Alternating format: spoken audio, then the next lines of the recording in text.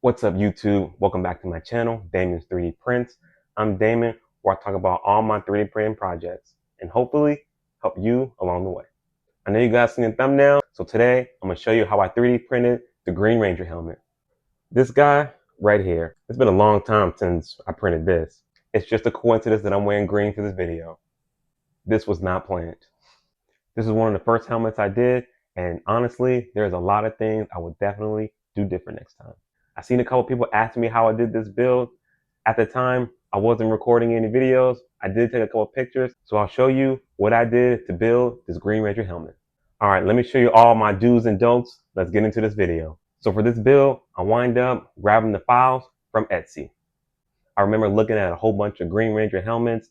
There are minor details between all of them. So if you're looking for one, just pick one that you want to 3D print and build. So once I had the files, I wind up throwing in my slicing software and I printed it on my Ender 3 by Creality. Otherwise, what I like to call them, old reliable. The Ender 3 doesn't have a big build plate, so I had to split this model up, and I did it in 8 different parts. So after I sliced everything up and got all the parts printed, I wind up sanding this thing like crazy. I remember going from 80 to 100, 120, 180. I sanded this thing like crazy. So after I sanded all the parts, I wind up taping them together to see how it looked like, and that's when I came across problem number 1. As you can see in this picture, I didn't print the model fully.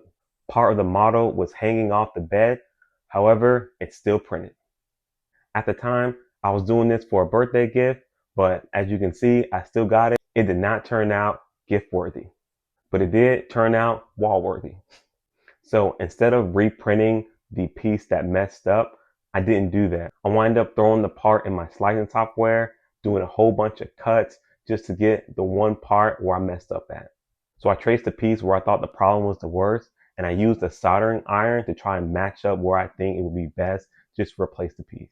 I pretty much cut out the old and I tried to weld the new piece in. I do not recommend this. I do not recommend this. I do not recommend this. I used some leftover filament and I just melted all the little gaps in between in place. Again, I do not recommend this. I used some leftover filament just to weld the gaps together, and then I wind up sanding the whole thing back down. But as you can see, it came out pretty good. From there, I welded all the pieces together except for the back. I did the same thing with that small piece to the rest of the helmet. Used some leftover filament and sanded down. From there, I went in with some filler primer. With the filler primer, I wind up going straight into a wet sand from 800 grit all the way up to 1000. Once it's nice and smooth, now it's time for paint. For my base coat, I went in with the high gloss black paint. I remember giving this helmet a lot of coats with this black spray paint. Probably one too many. From there, I masked off the helmet to get ready for white spray paint. I masked off all parts of the helmet except for the teeth. From there, I masked off the white to get ready for the metallic silver spray paint. I went in with the metallic spray paint for the teeth and the mouth of the helmet.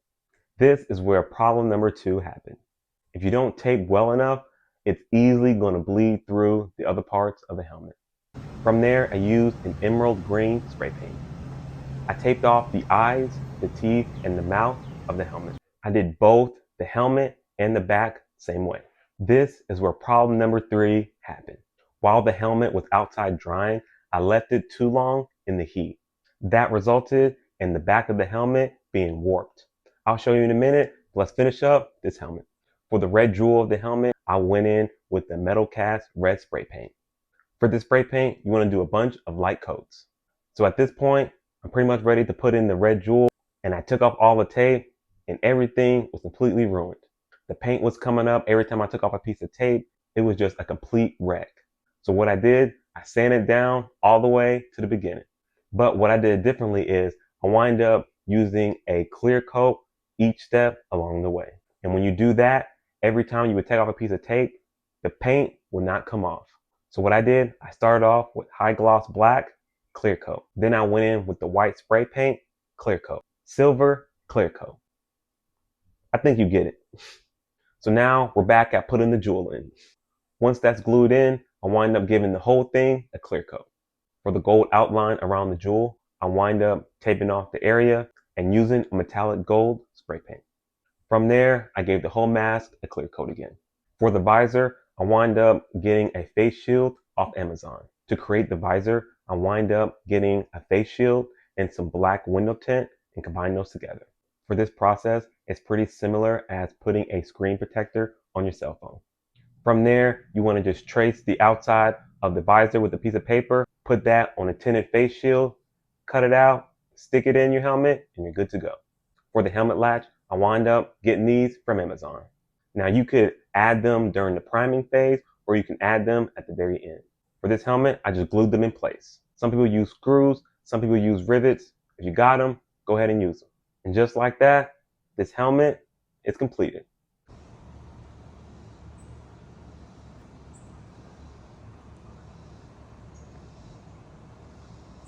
Only thing left to do is to try it on.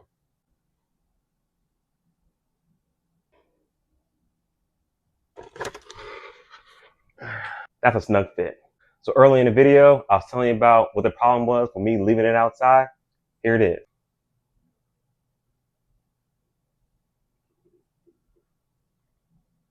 So while it was drying, I left it out there too long and the back just didn't line up with the front anymore because the plastic had warped. But it still looks pretty good to be up on the wall. So yeah, with this build, a lot of learning curves, a lot of things I'll do differently with the taping and the painting and not using clear coat and leaving it out in the sun. Hopefully you'll take these tips when you build your Green Ranger helmet. If you like this build, follow for more. But use the tips though. It's morphin' time! Dragon Sword! Even though this helmet is good enough to be put on the wall, they don't always come out like that. Case in point, the first time I tried to build a Power Rangers helmet. This guy right here is just awful. Just absolutely awful.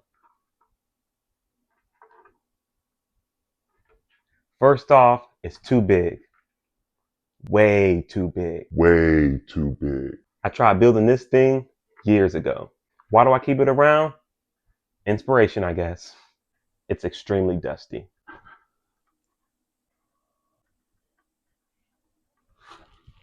You can tell by the model, it's completely different than that guy up there. So yeah, don't follow this build for more.